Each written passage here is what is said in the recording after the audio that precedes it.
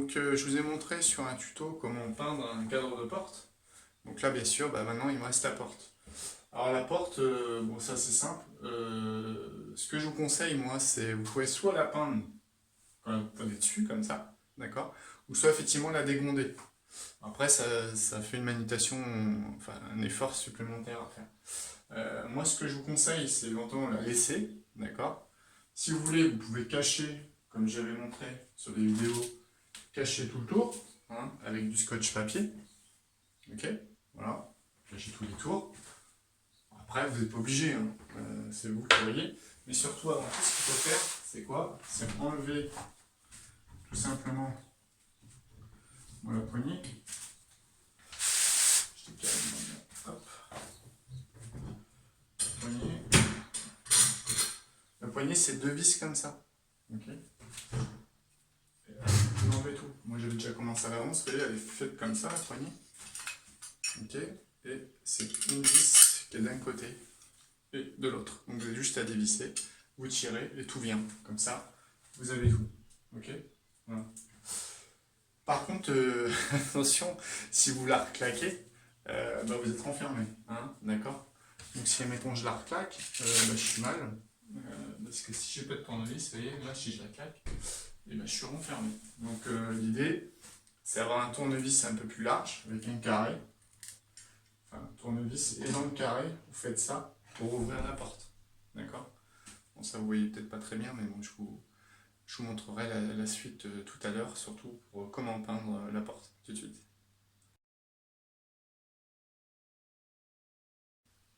Oui, donc par rapport à ce que je disais, si vous êtes renfermé, bien sûr c'est dans le cas où vous l'avez laissé de l'autre côté votre poignée, parce que chose quand on bricole on en a un petit peu partout, et là on se dit tiens, hop je ferme, je suis bloqué, mais bon vous avez toujours votre poignée avec votre carré, je vous conseille de laisser côté intérieur ou poignée. Donc voilà, moi je l'enlève, l'idée c'est quoi également, c'est de protéger les sols, là, je vais essayer de vous montrer, vous voyez, donc là j'ai protégé le sol, un minimum. Et puis ici, vous voyez, j'ai des bacs. Je vais me déplacer avec la caméra. De toute façon, vous voyez j'ai des bacs à peinture. C'est pas évident à montrer. Voilà, comme ça. Un bac où je mets voilà, mon pinceau ou ma pâte de lapin. Et puis un bac après où j'ai la peinture. D'accord. Voilà. Je vous remets en place. Et surtout, ce que je veux vous montrer, c'est comment commencer. Par quoi commencer une porte?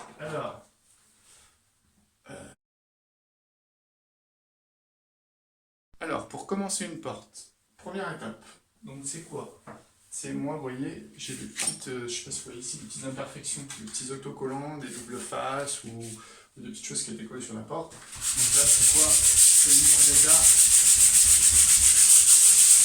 enlever le plus gros, foncé. Après, un petit coup de... Voilà.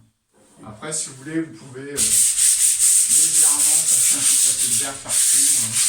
Ça, il n'y a rien de très compliqué. Suite à ça, une fois que vous avez fait ça,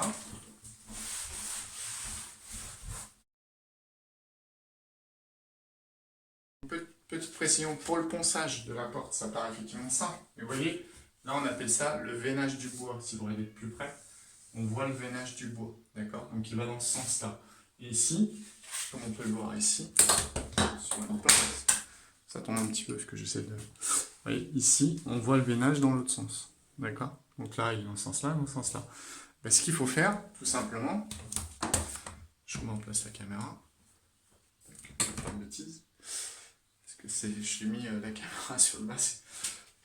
Donc l'idée c'est quoi? C'est toujours foncer dans le sens du fil. Dans le sens du fil. Et là, comme ça. Si vous faites comme ça, vous allez voir plein de traces après quand vous allez peindre. Donc là, ça veut dire que le fil il est comme ça. Ok. Après, dans les moulures, on y va, on casse le papier de verre en deux. Un tout petit papier de verre. Et on y va comme ça avec le pouce. Comme ça. Ok. Et pareil dans l'autre sens. D'accord. Et ici, on fait pareil. Etc. etc. Là, on appelle ça le panneau à plate-bande. Panneau à plate-bande. Pareil. Vous prenez votre papier de verre, il est pas très large. Vous voyez, il sert également. D'accord. Et là, c'est comme ça. Vous pliez légèrement, vous bombez. Vous voyez bien. Vous bombez légèrement. Okay. Voilà. Ça paraît simple. Mais bon, c'est pas un petit peu plus qui permet de faire une porte nickel. Après toutes ces petites étapes, hein, parce que c'est important, ça s'appelle la préparation de la porte, c'est ce qui va permettre de faire un super rendu. Très simple, moi ce que je vous conseille, dans un premier temps, c'est faire quoi? Donc déjà, c'est protéger le sol, ça je vous l'avais déjà dit. Mais on prend son pinceau, donc je vais l'expliquer dans une vidéo. Un pinceau, vous voyez, diamètre 20-21, c'est bien. Et on fait quoi d'abord? On commence à faire tout le contour de la plate-bande. Ouais, donc en fait c'est parti quoi. Donc on y va, on fait tous les contours. D'accord. Ok. Dans le cas où c'est une porte avec une moulure, on appelle ça. Si maintenant c'est une porte pleine, vous faites comme vous voulez. Mais là c'est dans le cas souvent dans les logements, les lotissements, c'est souvent des portes, on appelle ça avec un cadre, on appelle ça à plate-bande. Parce que ça, c'est une plate-bande. Hein. En menuiserie, c'est le terme qu'on emploie. Panneau à plate-bande. Voilà. Ok, vous voyez. Donc déjà, on voit tout de suite, vous voyez là, tout de suite. Donc vous faites tous vos cadres, etc., etc. Puis je vous retrouve après pour l'utilisation de la pâte de lapin. Alors, l'utilisation de la pâte de lapin ou du petit rouleau pour faire simple, si vous voulez. C'est quoi? C'est pareil, hein. Vous voyez, moi je tiens mon bac comme ça, je prends, je tire un peu la peinture, et après j'y vais. Donc pareil, je respecte, comme je vous avais dit, le sens de la porte, du fil de la porte, du panneau de bois en fait. D'accord? Et je monte, et je descends.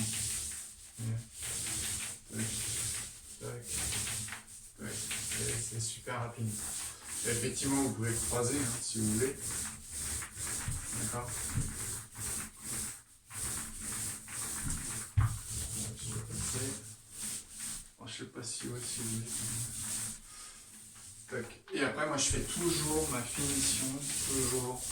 Je fais mon dernier coup de rouleau. Tac. Vous voyez. Hop. Mon dernier coup de rouleau, je le finis toujours dans le sens comme ça, vertical. Et j'arrête. Et voilà. Et mon panneau est fini. Petite retouche. Hop, prenez votre pinceau. Hop, et vous repassez. Parce que là, des fois, il passe pas le rouleau sur le côté.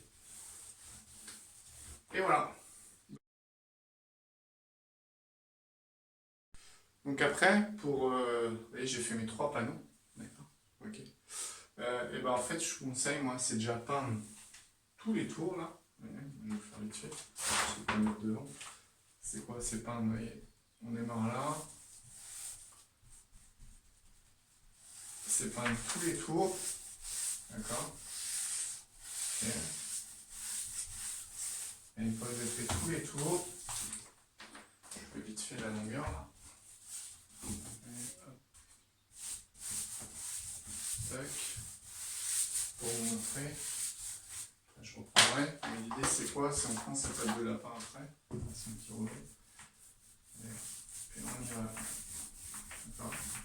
Et là ça fait pratiquement la largeur. C'est ça qui est génial, c'est pour ça qu'on a un petit rouleau pas très large.